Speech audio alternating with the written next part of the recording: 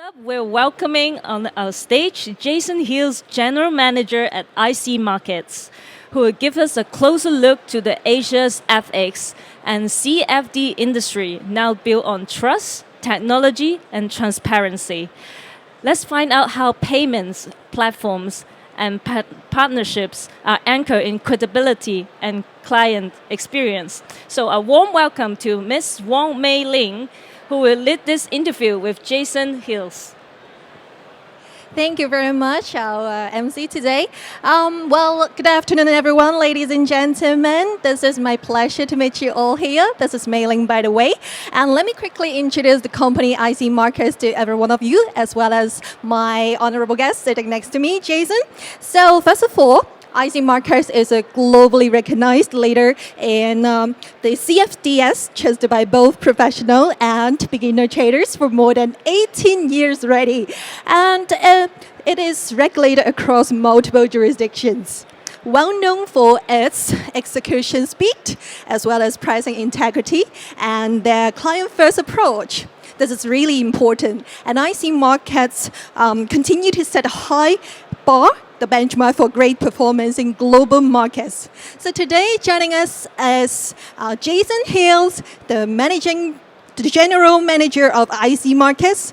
Jason actually brings 2 decades of excellent experience in financial derivatives, having held leadership roles in London, Singapore, and the UAE, that is the United Arab Emirates, since 2020.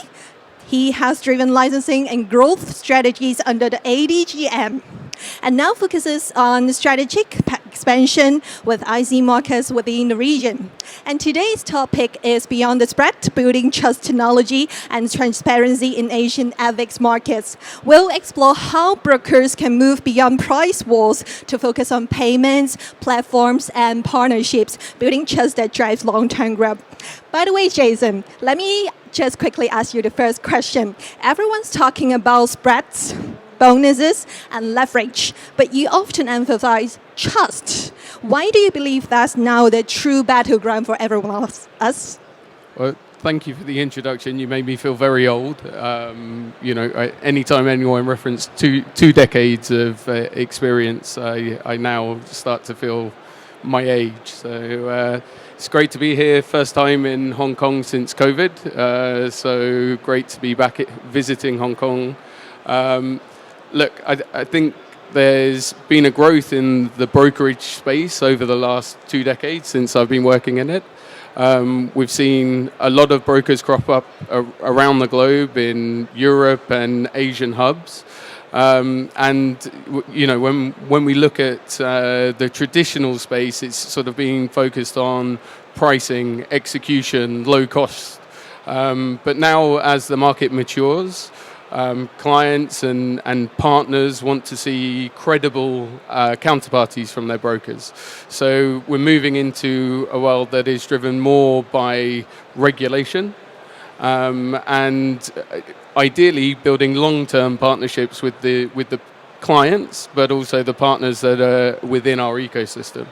So, traditionally, you've seen spreads squeezed on products and commissions driven lower. Now, sometimes that works very well for direct clients, but maybe not so well for partners who are looking to share commissions and spread with the brokers.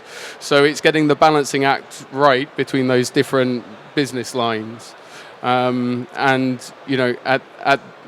the same time, looking for regulated partners and using different regulations to house different portions of business. I see. Well, excellent point that Jason just pointed out. He highlighted the market's maturity means traders now audit for trust. Well, and it's no longer just about the best offer, but also about the most reliable partner. And it is really important. And this reframed the entire view of the competitive landscape. Well, that perfectly sets our next question on the stage. Let's dive into technology. How can brokers use it to actually demonstrate transparency and earn that trust? It's through various means at the moment. The thing that's important to clients is often speed. So we touched on execution and execution speed, which is something that has been very traditional in the trading space. We're now moving on to look at speed of payments, how quickly you can get money into your account and money out of your account. So ensuring that not just your pricing and trading tech stack is updated with the best solutions, but also looking at the partners for your money in, money out, your custodial services, and ensuring that you can expand that sort of overall trust across the different business verticals that you're operating in.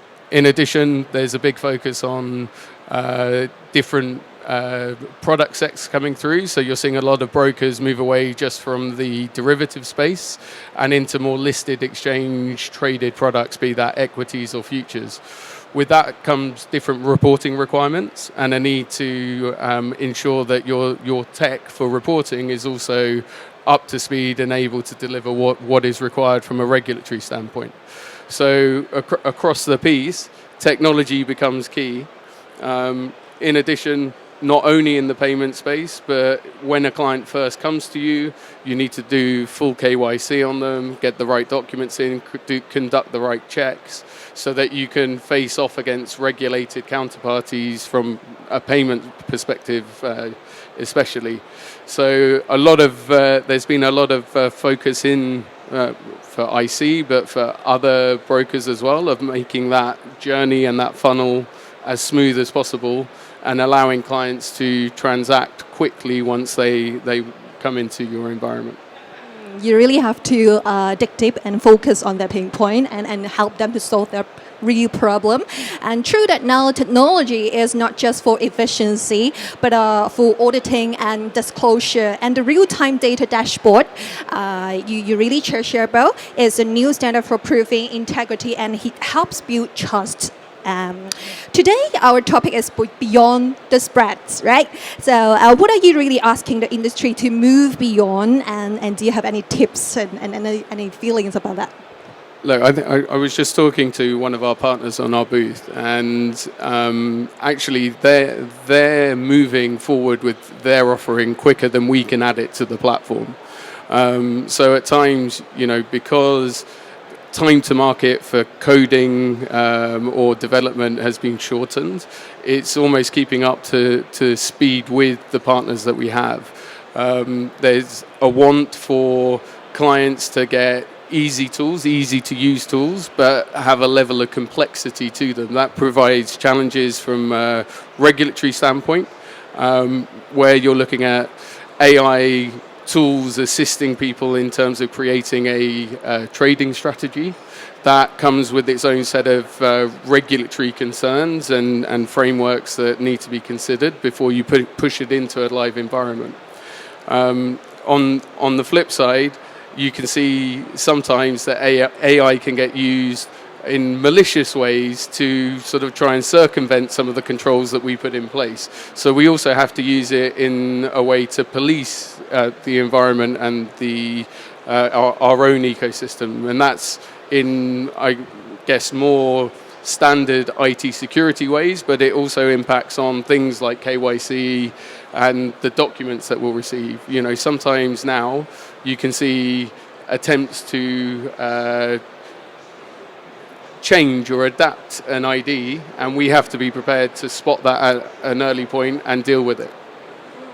You really have a forward insight about that. Yeah. A little bit of forward insight, but you almost have to become specialists in various tools and various areas of your business that you previously wouldn't have even been looked at for technology purposes. I see. So from what Jason has just mentioned, the future is now actually built on deepest trust and best experiences instead of simply the transactional and price-based competition. And talking about the best experiences, we now have various trading platforms, and I'm sure you all are experts here for traders to choose. And it seems that everyone's using MT4, MT5, and other latest tools. So where can brokers actually stand out?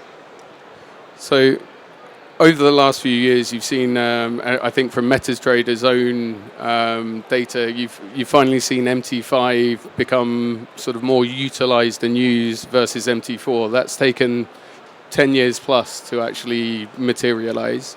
As a broker, we have a number of platforms within our ecosystem. So we have MetaTrader, we have CTrader. We're looking at developing our own more in-house solution. But the trading platform itself is now not necessarily enough. You know, clients want to be able to have multiple accounts on the different platforms because they might all offer slightly different tools or indicators or experiences that they want to access. So creating an environment that allows them to move between those different platforms seamlessly is very important.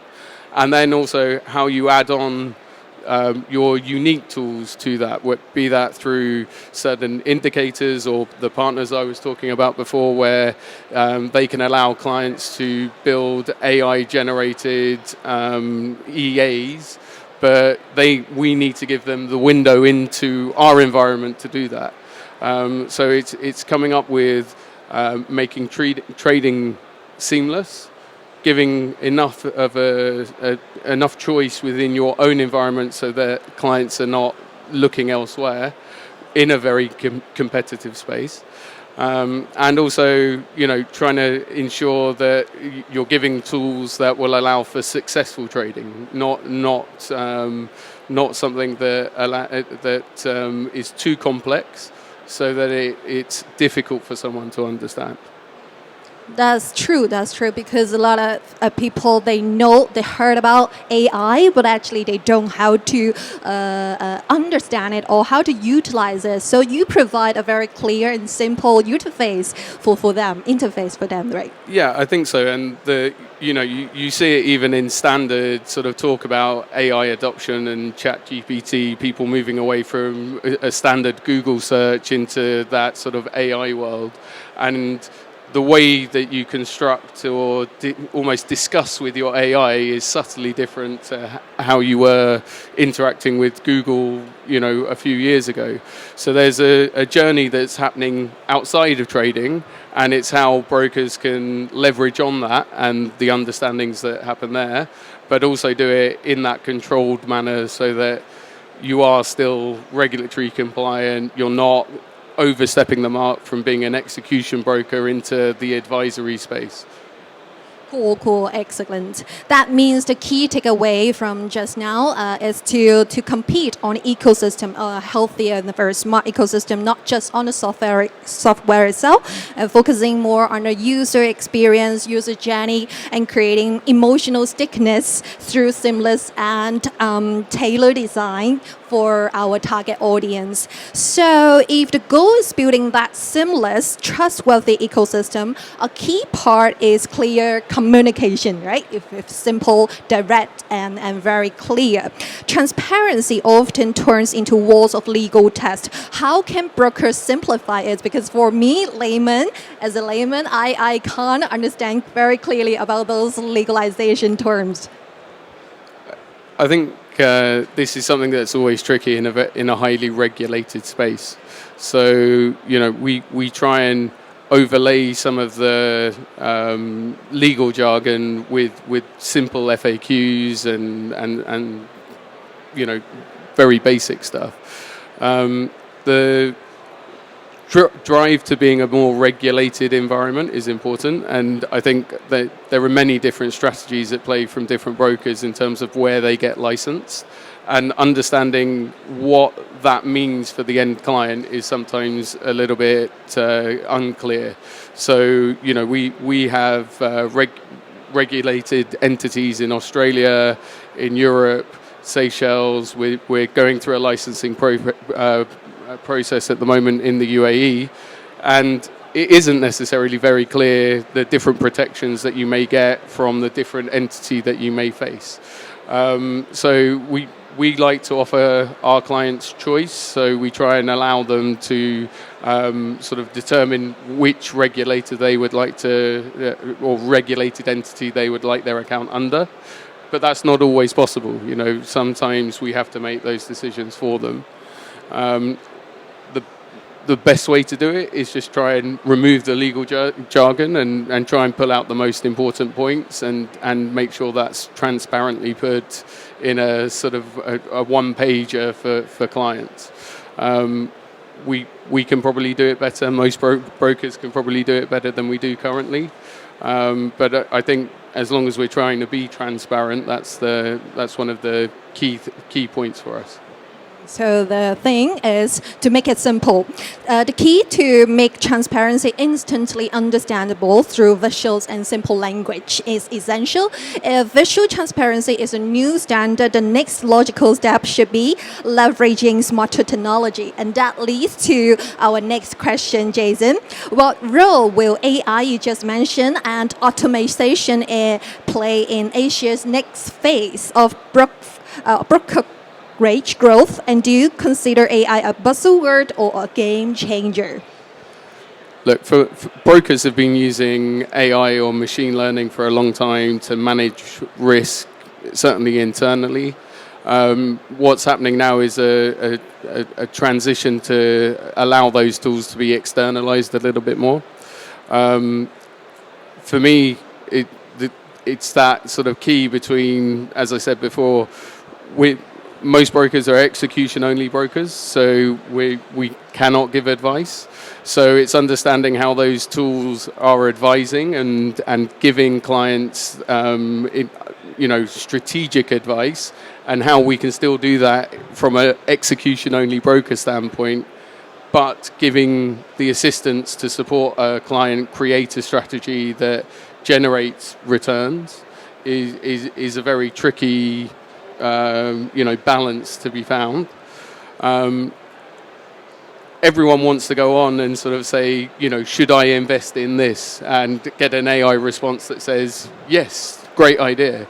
But that's a very fine line. And, actually building something that allows for more complex strategy building is actually going to be more where I think the focus will be as clients start to understand and use AI better in their everyday life. They'll want the same in their trading experience. That's true, and we've got a point from Jason that AI is indeed a game changer, but the winning formula combines its efficiency with authentic human connection, and it's about empowerment, and that's not about replacement. You've also outlined a major evolution from price to trust to bring our discussion to a close. Let's zoom out a little bit. Finally, Jason, where do you see Asia's FX and CFD market heading over the next few years? Do you have any thoughts about that? Look, I don't have a particular strong view about Asia. I think it's following the global trend. I've now worked in Europe, Singapore for 10 years, and then the UAE. And every time I've moved jurisdictions or moved continents, everyone's sort of discussed the nuances of the local market. And actually, if I compare Asia to the UAE, there's a lot of similarities. People want a trusted partner. They want to be able to come and visit you at times and have that available to them. There's a lot of importance put on building up that face-to-face trust, both with a company you're going to put money with or a company you're going to partner with. So I don't think... Everyone likes to think they live in a unique part of the world, but actually there are a lot of similarities. We've seen a transition into more online trading and online brokering, and the space has grown massively in the last 10 years out of Europe, out of Asia, and I think that will continue. But, selecting a good partner who has both a balance sheet and the technology and the capability of dealing with large amounts of volume and keeping your both money but also data safe is going to be the sort of driving factors as we move into this sort of next phase of brokerage growth. Excellent. So Jason, he has just told us a good partner is really important. So IC Markets here, he is representing his company to tell you that having a trustworthy and reliable partner with a well-recognized condition and also a very huge volume of data, as well as to protect your money and data, they cherish the security of data, personal information very much.